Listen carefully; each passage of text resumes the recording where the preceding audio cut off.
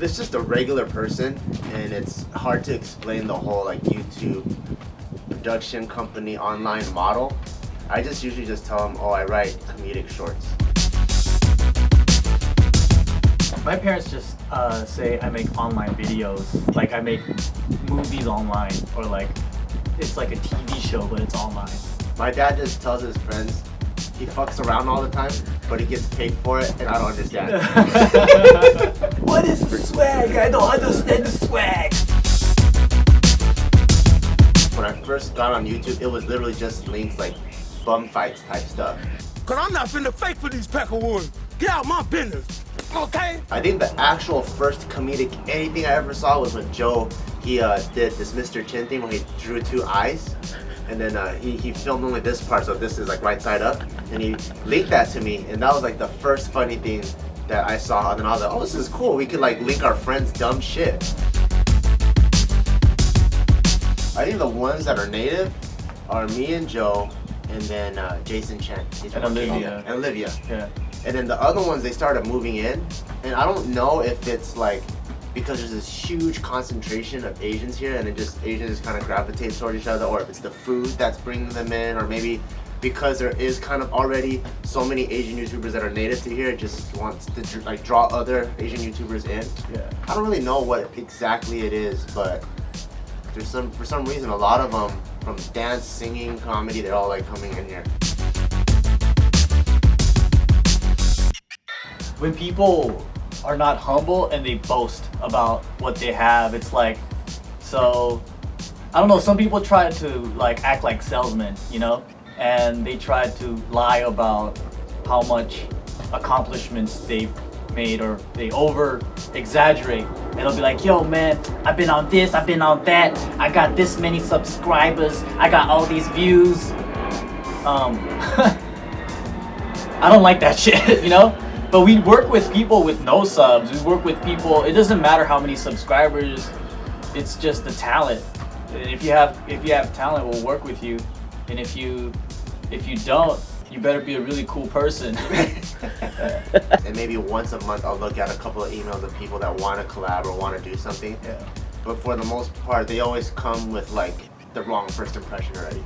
Yeah. Like they'll be like, hey, we got to collab, this and that, whatever, right? And then I go on their channel and they have like 0 videos. So that tells me, I'm willing to collab with any artist, but you have to have created art first for us to like collab, you know? Like you can't expect like to just jump on board and piggyback off what someone else has already done. So. Right. A lot of people want to make shortcuts and come out before they're ready.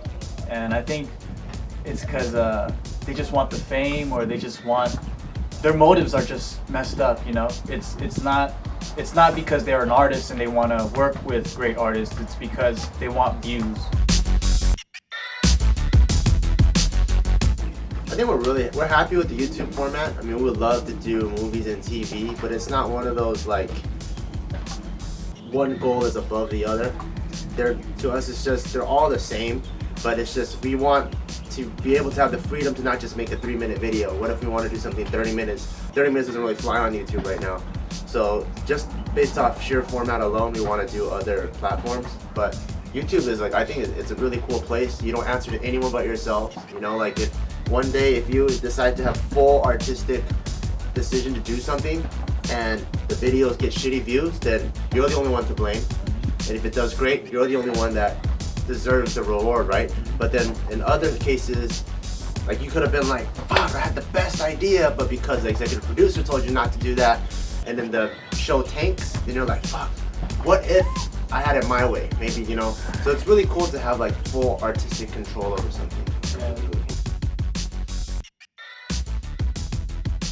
Yeah. So a lot of people say don't do business with friends and family, but I actually think the opposite, because who can you trust more than your family and friends?